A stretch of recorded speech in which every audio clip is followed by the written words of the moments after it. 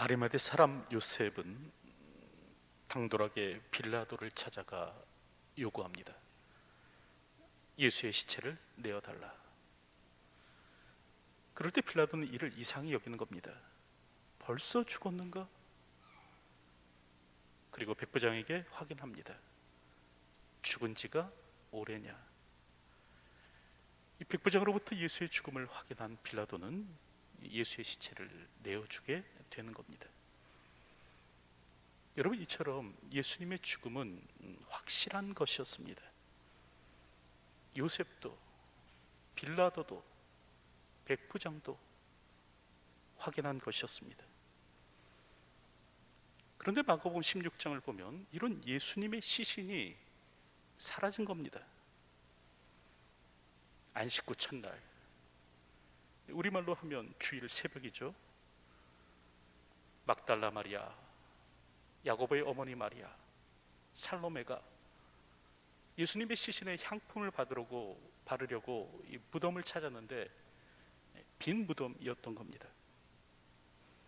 예수께서는 무덤 속에 계시지 않았습니다. 그리고 그 무덤에서 한 청년을 만나게 되는데 그때 청년이 이런 말을 합니다. 놀라지 말라. 너희가 십자가에 못 박히신 나사렛 예수를 찾는구나. 그가 살아나셨고 여기 계시지 아니하니라.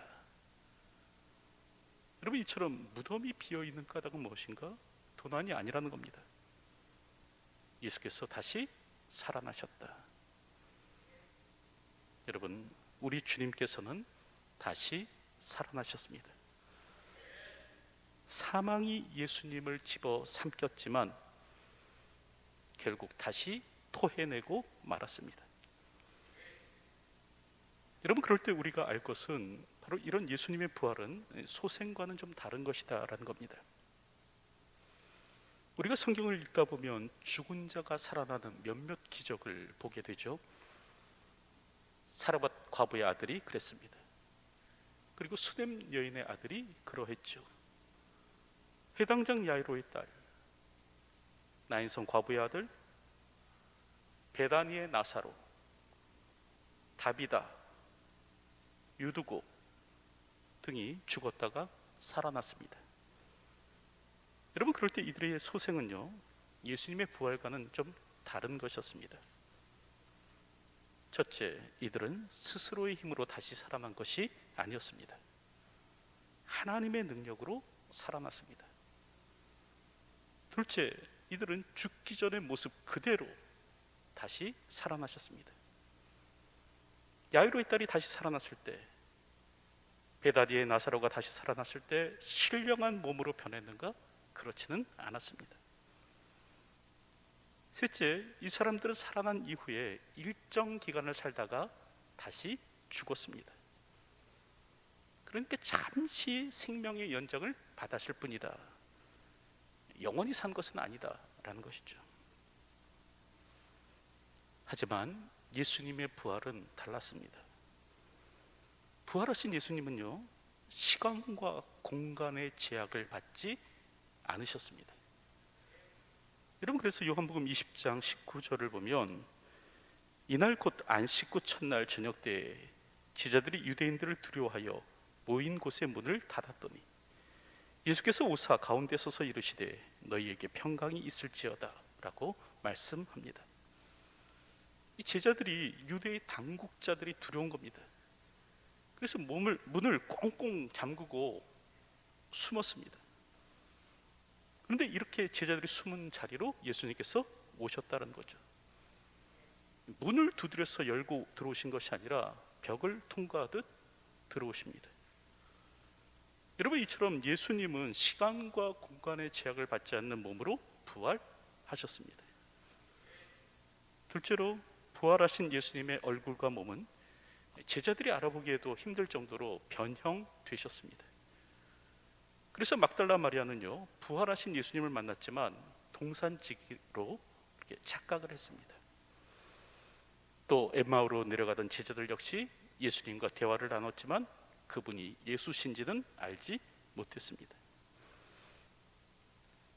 실제로 부활하신 예수님은 이제 더 이상 죽지 않는 몸이 되셨습니다. 그래서 계시록 1장 18절을 보면 두려워하지 말라, 나는 처음이요 마지막이니 곧 살아있는 자라. 내가 전에 죽었었노라. 볼지어다 이제 세세토록 살아있어 사망과 음부의 열쇠를 가졌노니. 여러분, 예수님께서는 전에 내가 죽었었다 이렇게 말씀한 겁니다. 하지만 이제는 세세토록 살아있어. 여기서 세세토록이라는 말은 영어로 forevermore입니다. 다시 말하면 영원히, 영원 무궁하도록. 여러분, 예수님은 영원 무궁하도록 사시는 존재로 부활하셨습니다. 넷째로, 성경은 예수님께서 하나님의 능력으로 부활하셨다라고 말씀하고 있지만 더불어 동시에 그분 스스로의 능력으로 부활하셨다라고도 말씀합니다. 그래서 사도행전 1장 22절을 보면 베드로가 120명의 성도들을 향해서 설교할 때 예수님께서 스스로 능력으로 부활하셨으므로 설교합니다. 이처럼 예수님의 부활은 사람들의 소생과는 좀 다른 것이었죠. 그럴 때 예수님의 부활을 부정하는 사람들이 있었습니다. 어떤 이들은 예수의 제자들이 예수의 시체를 도둑질해 놓고 이것을 숨긴 후에 예수께서 부활하셨다라고 말한다라고 그렇게 이야기를 합니다. 하지만 여러분, 어떤 정신 나간 사람이 자신이 시체를 훔쳐놓고 죽은 자가 부활했다라고 전하다가 순교할 사람이 어디 있겠습니까? 자신이 시체를 도둑질해서 이 부활의 소식이 거짓말인 걸 잘 압니다. 그런 사람이 부활의 소식을 전하다가 죽을 사람이 어디 있겠느냐라는 말입니다. 오늘 성경을 보면 이는 유대인의 대제사장과 장로들이 만들어낸 조작이라고 말씀합니다. 마태복음 28장 11절부터 15절을 보면 여자들이 갈 때 경비병 중 몇이 성에 들어가 모든 된 일을 대제사장들에게 알리니 그들이 장로들과 함께 모여 의논하고 군인들에게 돈을 많이 주며 이르되 너희는 말하기를 그의 제자들이 밤에 와서 우리가 잘 때 그를 도둑질하여 갔다 하라. 만일 이 말이 총독에게 들리면 우리가 권하여 너희로 근심하지 않게 하리라 하니 군인들이 돈을 받고 가르친 대로 하였으니 이 말이 오늘날까지 유대인 가운데 두루 퍼지니라. 여러분, 이처럼 도둑설은 유대인의 장로들이 만들어낸 것이라는 겁니다. 여러분, 그럴 때 둘째로요, 또 어떤 이들은 예수님께서 십자가 위에서 극심한 출혈과 고통을 겪고 기절하셨는데 로마의 군병들이 이를 오해해서 죽은 것으로 오해해서 무덤에 장사하게 되었고 그럴 때 무덤 속에 있던 예수님은 다시 깨어나서 나왔다라고 그렇게 말을 합니다. 하지만 이미 살폈듯이 빌라도도 예수님의 죽음을 확인했죠. 예수님의 죽음을 확인하기 위해서 로마의 백부장까지 보냅니다. 그리고 또 특별히 로마의 한 군병은 예수님의 죽음을 명확하게 하기 위해서 창으로 그의 옆구리를 찔렀습니다. 그때 성경은 예수님께서 물과 피를 다 흘리셨다라고 그렇게 기록하는데 여기서 이제 물과 피가 다 나왔다는 것은 예수님의 죽음의 명확성을 뜻하는 말입니다. 실제로 어떤 사람은 예수님께서 살아나시는 것이 아니라 제자들이 환상을 본 것이다 라고 그렇게 말을 합니다. 제자들이 예수님을 너무 그리워하다 보니까 결국 환상까지도 보게 되었다라는 거죠. 하지만 성경은 예수님의 부활을 직접 목격한 수많은 증인에 대해서 말씀합니다. 특별히 고린도전서 15장 5절부터 6절을 보면 게바에게 보이시고 후에 12 제자에게와 그 후에 500여 형제에게 일시에 보이셨나니 그 중에 지금까지 대다수는 살아있고 라고 말씀합니다. 여러분, 이처럼 한두 사람이 본 것이 아니라는 거예요. 500여 명의 사람이 동시에 부활하신 예수님을 보기도 했다라는 겁니다. 여러분, 한두 사람이 예수님을 환상 가운데 보는 것은 가능하겠지만 500여 명의 사람들이 동시에 같은 환상을 본다. 여러분, 이건 불가능한 일입니다. 이 외에도 어떤 사람들은 갈릴리의 여인들이 예수님의 무덤을 잘못 찾았다. 그래서 장례가 아직 치러지지 않은 무덤을 보고 예수님께서 부활하신 것으로 오해했다. 또 어떤 사람은 예수님의 죽음 이후에 예수님의 제자들이 자신의 스승을 영웅으로 만들기 위해서 사건을 날조했다. 또 어떤 사람들은 예수님께서 부활하셨지만 우리 마음에서 부활하셨다, 그렇게 말하는 사람들이 있습니다. 하지만 이런 주장은 옳지 않습니다. 우리 예수님은 참으로 부활하셨습니다. 그럴 때 예수님께서 부활하신 이 부활의 의미는 무엇인가? 이 부활의 의미를 좀 살펴보면, 첫째로 여러분, 예수님의 부활은 우리의 소망이 됩니다. 그래서 오늘 우리가 읽은 본문의 말씀을 보면, 그러나 이제 그리스도께서 죽은 자 가운데서 다시 살아나사 잠자는 자들의 첫 열매가 되셨도다라고 말씀합니다. 여기서 첫 열매라는 말은 처음 익은 곡식이나 과일을 뜻하죠. 우리는 처음 익은 곡식이나 과일을 보면서 나중에 열릴 열매를 알게 되는 겁니다. 그러니까 나중에 열릴 열매도 처음의 열매와 같을 것이기 때문에 그렇습니다. 예수님의 부활 역시도 마찬가지입니다. 우리는 예수님의 부활을 보면서 우리의 부활을 알 수 있습니다. 예수님께서 부활하셨듯이 우리도 부활하게 될 것을 확신케 되는 겁니다. 여러분, 이처럼 오늘 우리에게는 영광스러운 부활이 주어질 것인데, 여러분, 그럴 때 바울은요, 이 영광스러운 부활에 대해서 다음과 같이 설명합니다. 고린도전서 15장 42절 이하를 보면, 죽은 자의 부활도 그와 같으니 썩을 것으로 심고 썩지 아니할 것으로 다시 살아나며, 욕된 것으로 심고 영광스러운 것으로 다시 살아나며, 약한 것으로 심고 강한 것으로 다시 살아나며, 육신의 몸으로 심고 신령한 몸으로 다시 살아나나니, 육의 몸이 있은즉 또 영의 몸도 있느니라.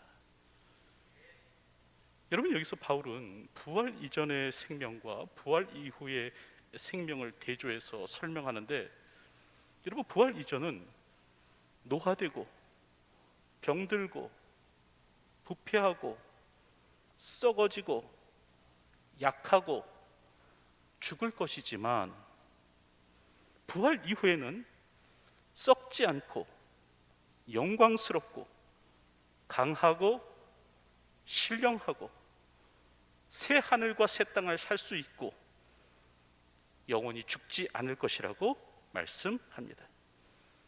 바로 이런 영광스러운 부활이 우리에게 주어질 것이라는 거예요. 그리고 이와 같은 사실을 어떻게 확신할 수 있게 되는가? 바로 예수님의 부활을 통해서 확신할 수 있다는 겁니다. 잠자는 자들의 첫 열매 되신 예수님의 부활을 보면서 오늘 우리 역시도 이런 영광스러운 부활에 동참하게 될 것을 안다라는 겁니다. 사랑하는 성도님들, 오늘 우리 역시도 부활하게 될 것입니다. 예수님께서 부활하셨듯이 우리도 부활할 것입니다. 그러므로 오늘 우리는 육신의 죽음 앞에 절망하지 않죠. 이 땅의 죽음으로 인해 마냥 슬퍼만 하지는 않습니다. 왜냐하면 천군 천사의 나팔 소리가 울려 퍼지고 예수님께서 이 땅에 다시 오실 때 우리 역시도 부활하게 될 것이기 때문에 그렇습니다. 여러분, 그래서 데살로니가전서 4장 16절을 보면, 주께서 호령과 천사장의 소리와 하나님의 나팔 소리로 친히 하늘로부터 강림하시리니 그리스도 안에서 죽은 자들이 먼저 일어나고, 예수님께서 다시 오실 때 예수님 안에서 죽은 자들이 부활할 것이다 라고 말씀하는 것입니다. 부활이요, 생명 되신 예수님을 믿고 고백하는 사람들은 다시 살아날 것입니다. 그러므로 오늘 우리는 죽음 앞에 겁을 내지 않는다는 거예요. 절망하지 않습니다. 그리고 마냥 슬퍼만 하지는 않습니다. 왜냐하면 우리 역시 다시 부활할 것을 믿기 때문에 그렇습니다. 오늘도 잠자는 자들의 첫 열매 되신 예수님처럼 우리 역시 부활할 것임을 믿고 살아가는 저와 여러분이 되었으면 합니다. 둘째로 이 예수님의 부활은 오늘 우리로 땅의 고난을 극복해 합니다.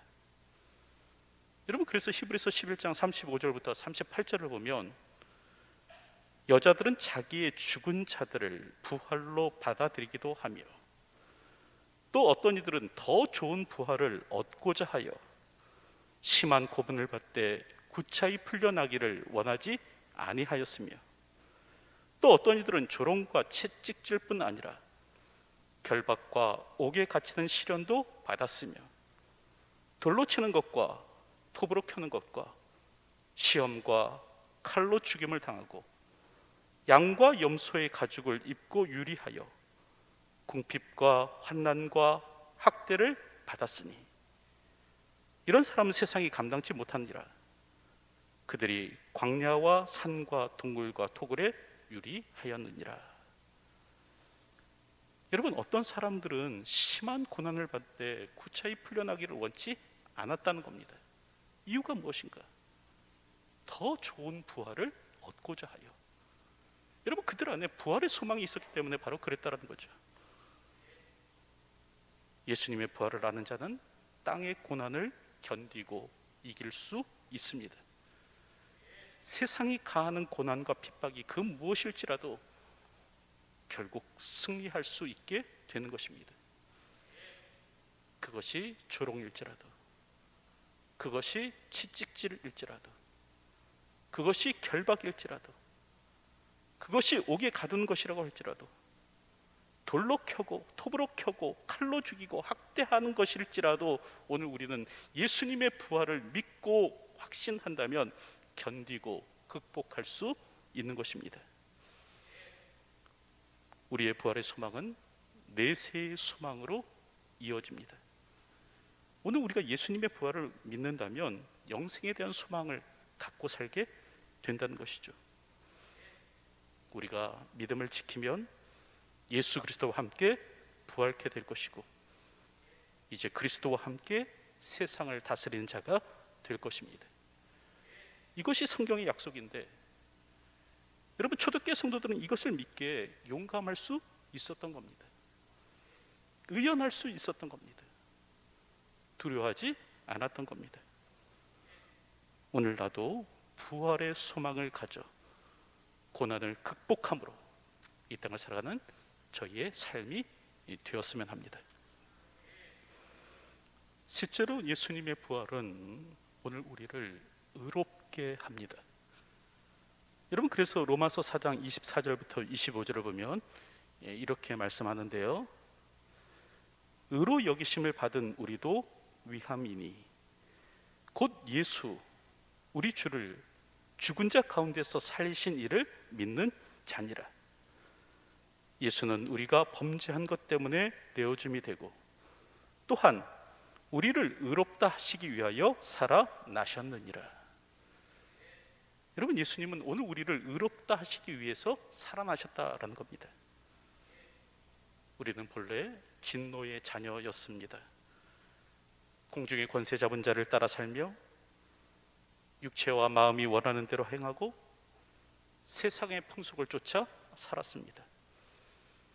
하지만 오늘 우리에게 하나님의 진노를 피할 수 있는 길이 열렸는데 그것이 무엇을 통해 가능케 됐는가? 예수 그리스도의 부활로 말미암아 이것이 가능케 되었습니다. 예수님께서 바로 부활을 통해서 죄와 죽음의 문제를 해결해 주셨기 때문에 그렇습니다. 예수님의 부활은 십자가의 효력이 확실하다라는 그런 결정적 증거입니다. 예수님의 부활은 예수님께서 죄와 사망에 대해서 승리하셨다라는 확실한 증거입니다. 예수님의 부활은 예수님께서 십자가에서 이루어 놓으신 그 대속의 효력이 진짜임을 인증하는 하나님의 최종 사명인 것입니다. 그럴 때 오늘 우리가 이처럼 이 부활하신 예수님을 믿으면 이 믿음으로 말미암아 예수님과 우리가 하나가 됩니다. 이 믿음으로 말미암아 오늘 우리는 예수님과 신비적 연합이 일어나게 되고, 이렇게 예수님과 우리가 하나 될 때 예수님의 생명은 나의 생명이 되고, 예수님의 부활은 나의 부활이 되며, 예수님의 의는 나의 의가 되는 것입니다. 여러분, 이처럼 부활하신 예수님의 의가 오늘 우리가 믿음을 가지고 예수님과 하나 될 때, 연합할 때 바로 내게 주어집니다.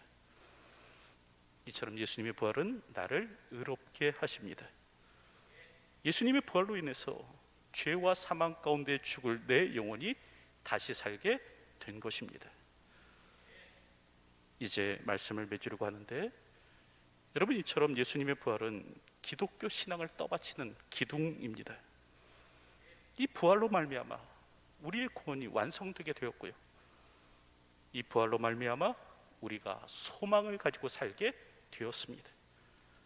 그리고 이 부활로 말미암아 우리가 땅의 고난도 넉넉히 이기며 살 수 있게 되었습니다. 오늘 우리는 예수님의 부활을 진실로 고백하는 자가 되어야 합니다. 기절했다느니, 환상을 봤다느니, 부활은 했는데 마음속에서 부활했다느니, 여러분, 그런 말을 해서는 안 됩니다. 예수님의 부활은 실제로 일어난 역사적 사건입니다. 오늘 이것을 알고 이제 우리는 부활하신 하나님을 찬양하며 부활하신 예수님을 전파하는 그런 삶을 살아야 할 것입니다.